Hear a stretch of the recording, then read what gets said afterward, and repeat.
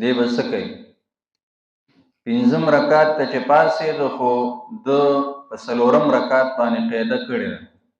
او بیا پنځم رکعت ته پاڅېد،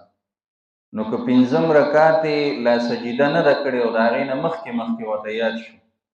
نو واپس به دې کیني په اتحیاتو سجده سهو به وکړي، لمونځ به یې ټیک شي. خو که چېرته د پنځم رکعت سجده یې وکړه نو بیا به دې لمونځ سره شپږم رکعت یو ځای کړي، سجده سهو به وکړي، لمونځ به یې صحیح شي. خو که چېرته داسې چې په دې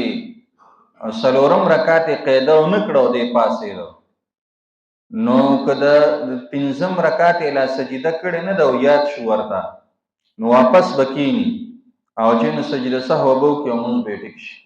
او که د پنځم رکعت یې سجده وکړه نو بس د دوست دا لمونځ باطل شو، اوس به دا لمونځ چې نو دوباره کوي، دا په سجده سهو هم نه صحیح کېږي.